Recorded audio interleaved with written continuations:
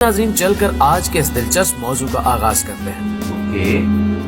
नाज़रीन ग्रामी, ये अगस्त 2009 का एक गर्म तरीन दिन था जब मैंने उस शख्स को पहली बार देखा। वो शख्स तपती सड़क पर रेंगता हुआ दुकानों के सामने भीख मांगते हुए एक बड़े से प्लाजे के सामने आकर डेरा डाल लेता।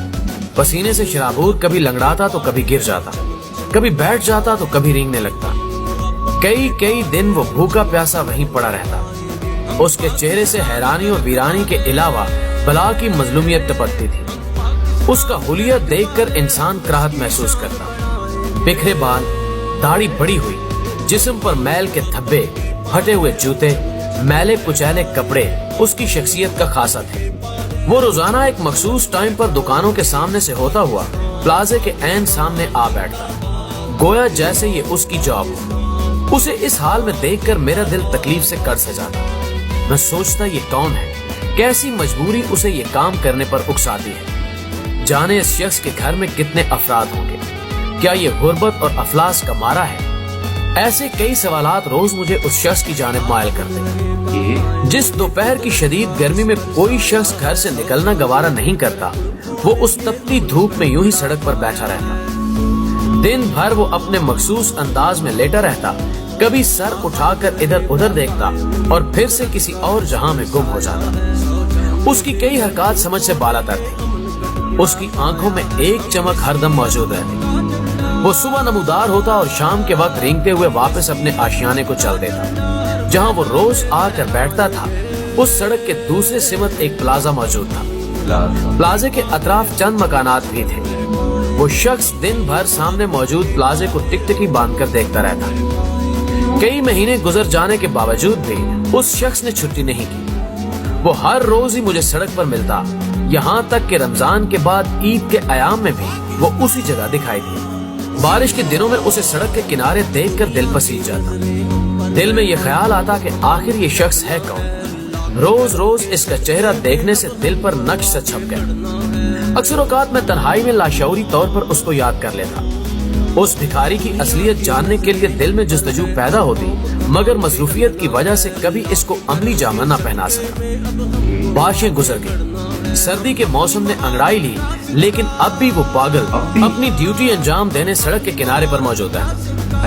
रफ्ता रफ्ता मुझे ये यकीन हो चला कि इस शख्स का इस दुनिया में कोई नहीं, या फिर ये हकीकत में एक पागल है। उसी प्लाजे में आफिस होने की वजह से मेरी मुलाकात उस पागल से रोज होती।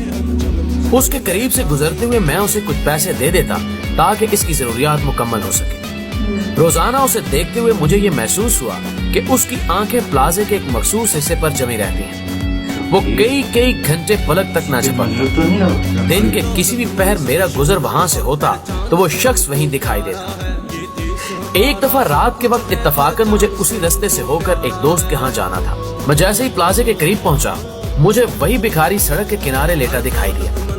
चूंकि ये जनवरी की 15 तारीख थी, सर्दी के सख्त झोंके इंसान को जमा रहे थे और मैं कार के हीटर में भी ठंड महसूस कर रहा था। उस पर नजर पड़ते ही मैं चौंक गया, क्योंकि उसके जिस्म पर एक मामूली चादर के सिवा कुछ न था। मैं करीब गया तो देखा कि ये पागल यूं ही प्लाजे पर नजरें जमाए बैठा था। लम्हे भर को रुका और कई सवालात सोचते हुए चल दिया। चंद दिन गुजरे तो मेरा तजस्सुस बढ़ने लगा। मैं ये सोचता कि आखिर ये शख्स किस मिट्टी से बना है। इसे न सर्दी महसूस होती है और ना ही तपती हुई गर्मी। तूफानों और बारिशों से बेनियाज ये शख्स आखिर क्यों इस तरह की जिंदगी गुजारता था? इस सवाल ने कई बार मेरे जहन को परेशान किया। ये गालबन फरवरी की एक सुबह थी, अतवार का दिन था और ऑफिस से छुट्टी थी। मैं सुबह उठा, नाश्ता करके अखबार उठाया। शायद सुर्खियों में एक खबर ने मुझे हैरान कर दिया। उसी प्लाजे की तस्वीर के साथ ये लिखा था कि रात गए खुफिया एजेंसीज के छापे से खतरनाक गैर मुल्की दहशतगर्द गिरफ्तार कर लिए गए हैं, जिनकी तहवील से भारी मिकदार में असला और बारूद भी बरामद किया गया और मुल्क को बड़ी तबाही से बचा लिया गया। जैसे ही ये खबर मेरे शऊर के दरीचों से टकराई, मेरा ध्यान उसी पागल की सिमत गया। दिल कहने लगा, हो न हो इस शख्स का इस वाक़े से गहरा ताल्लुक है। चंद लम्हे सोचने के बाद मैं बर्क रफ्तारी से उठा, कार निकाली और प्लाजे की जानिब बढ़ने लगा।